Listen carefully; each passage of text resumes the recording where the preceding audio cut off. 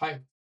इस चैनल पे हम इस बुक को day by day break down कर रहे हैं और ये जो पर्टिकुलर मंथ है ना, मार्च का महीना, ये है अवेयरनेस के ऊपर।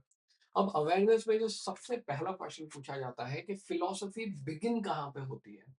अब कई लोगों के लिए फिलॉसफी की या नॉलेज की या विजडम की अंडरस्टैंडिंग होती है कि एक इंसान पहाड़ की चोटी पे बैठा हुआ है या फॉरेस्ट में बैठा हुआ है या किसी केव में बैठा हुआ है और वो ध्यान लगा रहा है। लेकिन जो रियल फिलॉसफी है, अच्छा वो ध्यान क्यों लगा रहा है?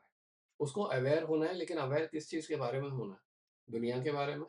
क्या जियोपॉलिटिकल चल रहा है उसके बारे में? क्या नॉलेज है लाइब्रेरीज़ में उसके बारे में? या तो फिर उसको अवेयर होना है अपने खुद के बारे में। जब आप कोई भी डिसीज़न लें, जब कोई भी आप थॉट सोचें, जब कोई भी आपकी अंडरस्टैंडिंग हो या आपका पर्सपेक्टिव कैसे बना हुआ है किसी चीज़ पे, जब आप ये सोचना शुरू कर दें, तो इसका मतलब ये है कि आप फिलॉसफी में पहला स्टेप ले चुके हैं। एक बहुत इंटरेस्टिंग बात कही थी किसने कि जितने भी सारे ये प्रोफेशन है, जितना भी देख लीजिए आप, कोई भी मास्टर्स ले लीजिए, उसके बाद आता क्या है? पीएचडी। हम फिलॉसफी को इतना ऊपर क्यों रखते हैं इवन मॉडर्न टाइम्स में? क्योंकि फिलॉसफी में एक कॉन्सेप्ट होता है जहाँ पे आप जो भी रिसर्च करते हो ना, जो भी आपने डिटेल निकाला, जितनी भी आपने अंडरस्टैंडिंग की, जितने भी इंटरव्यूज लिए, डेटा कलेक्ट किया, उसको आप बैठ के छाँटते हो। और इसमें एक बहुत अंदर की बात है, लेकिन एक चीज़ होती है जिसको बोलते हैं ऑटो एथनोग्राफी स्टडी, जिसके अंदर आप खुद को पढ़ते हो। अब इसमें जब आप स्टडी में डेटा कलेक्ट कर लेते हो, अपने खुद के इंटरव्यूज़, अपने खुद के थॉट, अपने सारे जर्नल-वर्नल जितना लिखना था आपको लिख लेते हो। उसके बाद में एक बहुत ब्यूटीफुल चीज़ है रिफ्लेक्सिव एनालिसिस करके, जहाँ पे रिसर्चर अपने आप को एक डेटा की तरह देखता है और ये सोचता है कि जब मैंने ये डेटा कलेक्ट किया था, तो मैं कैसे काम कर रहा था? 2 हफ्ते बाद जब मैंने ये डेटा कलेक्ट किया, तो मैं कैसे काम कर रहा था? और ऐसा करते-करते वो बेसिकली अपने आप को पूरी तरह से स्टडी करता है। और अगर ये अवेयर होना नहीं है, तो और क्या है?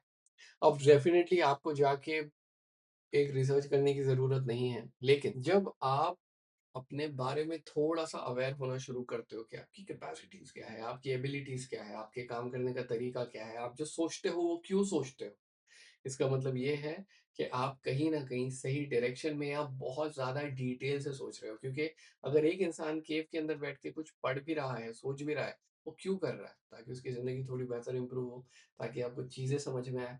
तो अगर आप कभी बीच पे जाते हो, खाली बैठते हो और सोचते हो कि मेरे मेरे दिमाग में क्या आना चाहिए, और अगर आपको कोई चीज़ नहीं मिलती, तो लीड करना शुरू करना अवेयरनेस से। आप कौन हो? आप क्या हो? आप कहाँ हो? आपकी एबिलिटीज़ क्या है? जितने क्वेश्चन अपने बारे में आंसर कर सकते हो, कर दो अपने ही दिमाग में। ये आपको बहुत सीरियसली बहुत ज़्यादा एक ऐसे मकाम पे लेके आ जाएगा जहाँ पे बहुत ज़्यादा क्लैरिटी मिलेगी। So I really hope this video helps you. जैसे मैंने आज एक पेज कवर किया है इस बुक का, द डेली स्टोइक का, वैसे मैं हर दिन एक पेज कवर कर रहा हूँ। और इसके साथ में एक और बुक है 365 डेज ऑफ सेल्फ डिसिप्लिन, जिसको भी हम कवर कर रहे हैं। तो आपको कमेंट में नीचे प्रेज़ेंट मार्क करना है, ताकि ये आपकी एक हैबिट बना दे, ताकि आप हर दिन आओ। अगर यूट्यूब आपको सजेस्ट नहीं भी करे, तो भी आप आओ, प्रेज़ेंट मार्क करो, एक कॉन्सेप्ट सीखो, क्योंकि जब आपको ज़रूरत होगी ना ज़िंदगी में, ये कॉन्सेप्ट शायद एल्गोरिथम आपको नहीं देगा। इसके साथ में यहाँ पे मैंने 4 किताबें एक्सप्लेन की हैं पूरी डिटेल में। इनमें से किसी पे भी क्लिक करो, आपका सीरियसली बहुत ज़्यादा फ़ायदा होगा। बस क्लिक करके देखो और दुआ में याद रखना।